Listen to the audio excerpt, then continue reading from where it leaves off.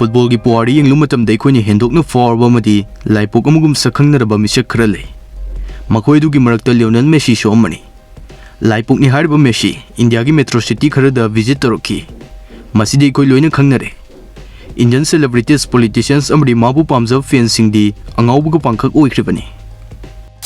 अदुना ngasiगी video इसदा Lionel Messi India दा करिगिदमक लाखिबनो महाक लोइना कना कना लाकमिनकी इंडिया की करम सेलिब्रिटीज अमरी पॉलिटिशियन गा उनकी महाक इनवाइट तौरबगी फेस अमरी ख्वाई मरुवैना मांगने इंडिया की मफम मरीदा चलंबा सिदा करिगिदमक फुटबॉल मैच अमा फाउबा सानखिद्रिबनो हाइबना चिंबा वहंग मैम असि ngasiगी वीडियोस दगी कोई पुन्ना खंगमिनसी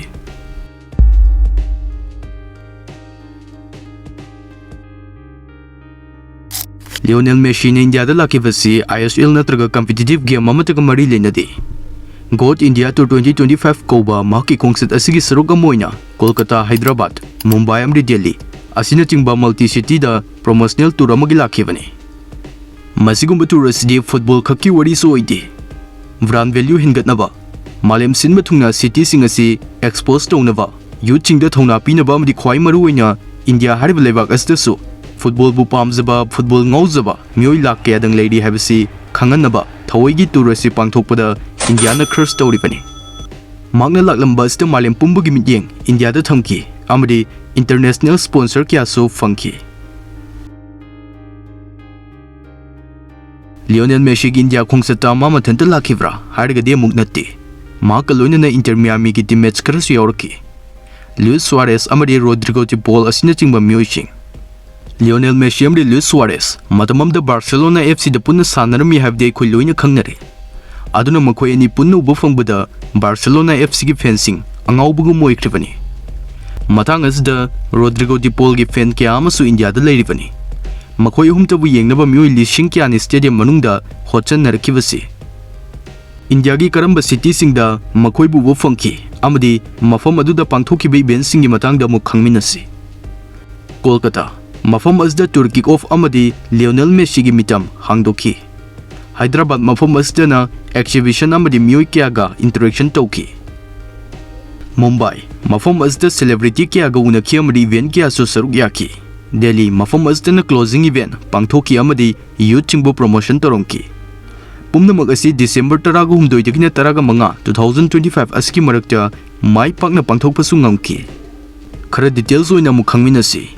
कोलकाता दा माकी याम चाउना सादुना थंबा स्टेच्यू इनॉग्रेट तौकी अमदी लोकल आइकॉन्स अमदी डिग्निटरीज सिंगो उनकी हैदराबाद ता तेलंगाना के चीफ मिनिस्टर रेवंत रेड्डी का फील्ड दा हकथेंगना उनकी राहुल गांधी ओपोजिशन लीडर असिगसु उनकी अमदी अर्जेंटीना नेशनल टीम की जर्सी मेसी की खुदमकना राहुल गांधी दा खुसिनरकी मुंबई दा करीना कपूर अमदी महाकी मचा सिंह तैमूर अली खान अमदी जहांगीर खान मकोई सिंह असि मेसी गो उनबो फंकी अजय देवगन महाकी मचा युग देवन टाइगर श्रॉफ असिना सिंगबा मियोय क्यागसु मेसी गो उनकी मसिनसु लोइद्रे सचिन तेंदुलकर गदी स्टेज पाउ शेयर तौकी अमदी महाक मोमेंट खरा इंटरेक्शन तौबगी तंजासु फंगजकी मयामसी मीडिया की मांगददी सही असगी ओइना ख्वाई चौबा इंटरेक्शन ओइख्रिबनी फाइनेंशियल रिपोर्ट असि ऑफिशियल ओइना पीद्रे अदबो मल्टीपल सोर्सिंग दा पीबा एस्टिमेट अमगी मतुंगिना मेसी मतोमता लाकपगी फी असि सोरपना क्रोर सामदगिना चामयंखै ओइ हाइरि मसिगी मथक्ता लुइस सुआरेस अमदी डिपोल की दमक अतोपा 20 दगिना 30 क्रोर अमगसो चार्ज तौइ हाइरि मसिमकी वर्ल्ड क्लास एक्सपेंस ओइरिबनी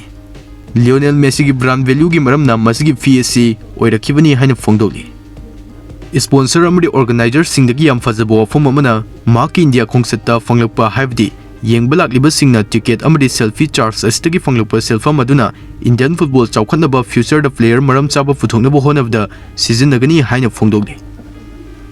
लाइवक थीबा हाइबतारे मेसीने इहान हाना थुंगलुबा कोलकाता मफम असदा खरा फजबो वाटकी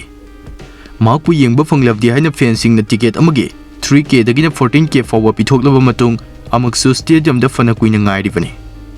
अदबु लियोनेल मेसी स्टेडियम मनुंग द मिनट कुन फाना लेरमखिदि लेरिंगै मतम द सो VIPs क्याना क्वेश्चन दुना लेबा मरमना फेंसिंग न महाकु निंखिनु बो फंगलमदे मजदगी खोइसाउ नरबा फेंसिंग न बोटल्स लंगशन बहुरकी स्टेडियम चेयरसिंग लौथोक्तुना लाउ लाउदुना फिल्ड मनुंग द लंगबा असिना चिंगबा फजदब थवोंग के आमा सथरकी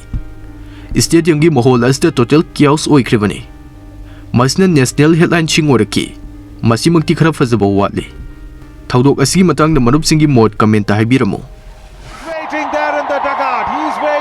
Kolkata da total chaos oikraba matung Hyderabad mafam asdadi santi oiki mafam asda fencing da khut haiduna mahak lakle havgi inget fencing da uhanki fan marakta football kauba amadi 7A side exhibition CM Reddy amadi Rahul Gandhi ga loinana pangthoki Mumbai mafam asgi 1K da stadium da pangthokpai ben asisu well organized oiki Messi charity toki angang singi football activity singa loinana Sachin Tendulkar amadi Sunil Chhetri gumba global icon singa su hakthengna unaki Lionel Messi ni India da lakpase sumnatagi celebrity trip amanate India hozik football gilamda kanna saukhalakliba leibak amani aduna tungi asaliba players kyana Messi bu tasengna uraga makoide inspiration oiribani amadi khwai maru oina organizers singna ningjaba Indian football saukhatpa purakpa haibasimasu mangfaunavgi lambida laklibani Habdi makoina event singdagi fanglakpa in terms of crore adu football saukhatna bu khonabada sizinaba yarani haibasini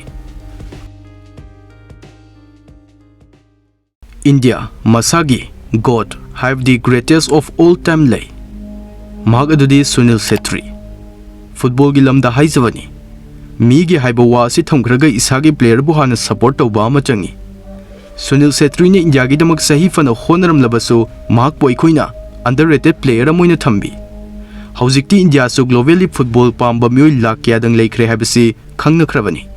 amadi Indian sing su makoi gi asoiba sing handaki Lionel Messi gi visit asida khangba ngamjaki khudam amakak hairabada irabnam asda mitop kyana sahi gi lona sangsilaktuna leiraki haibasi sathariba lan asigi maramdagi aikoina khangba ngamlakhibani isagi nat lining mami samlaklaba matamni lan asna amuk hana revive tawre habda laloidra khalli aikoina history da hangatna yengluba taragasu karigumba yam chawba thodok ama natraga lan ama thokpa haibasi mafam adugi oina have the reason adugi oina awonba ma chawna purakhi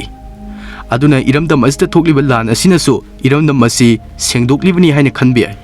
masdagi awonba ma soidana lakani haibasi aigi oiba motni aduna handak Lionel Messi na India da visit toramba asda Indian football gi oina so ahongba ma chawna purakani haibasi aigi chap chana thajajaba wakhalon amani